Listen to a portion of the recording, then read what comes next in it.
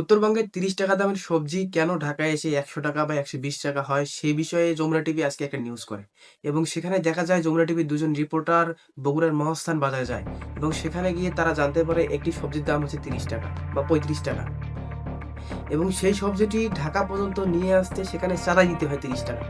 আচ্ছা চলুন আমরা আগে আমাদের সড়ক, রেল ও নৌ পরিবহন মন্ত্রী তিনি কি বলেছেন সেই বিষয়টা আগে শুনে আসি। চাঁদা সড়ক পরিবহনের চাঁদা যেটা বলা হয় সেভাবে আমি চাঁদা দেখছি না। সমঝোতার ভিত্তিতে আবার শ্রমিক কল্যাণ ফেডারেশন এরকম অনেক সংস্থা ওরা আছে, তো তারা এটা সমঝোতার ভিত্তিতে এরকম ভাবে করে, কিন্তু এইটা চাঁদা আকারে আমাদের কাছে দেখার সুযোগ হচ্ছে না, কারণ তারা সমঝোতার ভিত্তিতে করছে। ওনার ভারসাম্যতে সমঝোতায় নেওয়া টাকা কখনো চাঁদা নয়। তাইলে কোন টাকা নেওয়া চাঁদা? একজন কৃষক সারা বছর ফসল ফলিয়ে যে টাকা পান, প্রায় সেম পরিমাণ টাকা চাঁদায় চলে যায়।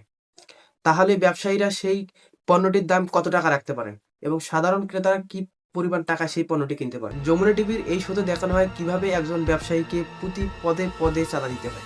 প্রথমে দেখানো হয় বাজার কমিটিকে। দেন এই স্লিপটাতে কি লেখা? এটা হচ্ছে হাটের আপনার টোলে আপনার স্লিপটা একটু দেখি না, আপনার স্লিপ তো দেখান যাবে না। একটু দেখান না। ব্যাপারী কাছ থেকে দেখেন, আমরা দেখালে সমস্যা। হ্যাঁ, কি সমস্যা? কোনো সমস্যাই নাই, আপনি দেখে কি হবে? তাদের বললে তারা এর কোনো সদুত্তর দিতে পারে না এবং স্লিপও দেখাতে আপত্তি।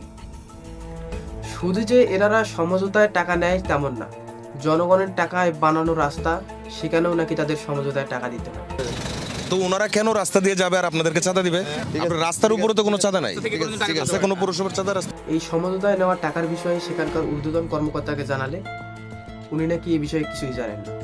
তার কোনো নাই, আমাদের কাছে ধরনের কোনো কেউ কিছু বলেও নাই, আর আমরা এগুলোকে প্রশ্ন।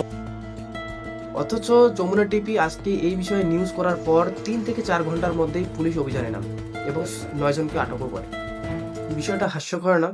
এতদিন ধরে চলে আসা চাঁদাবাজির বিষয়ে নাকি সেখানকার ঊর্ধ্বতন কর্মকর্তা জানেন না।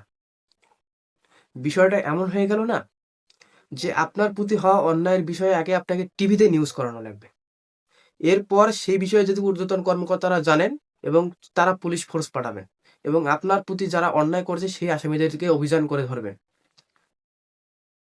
এরপর হবে আপনার বিচার।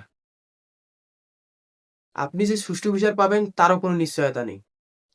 কবে হবে এই সমস্যার সমাধান জানতে চাই আমি।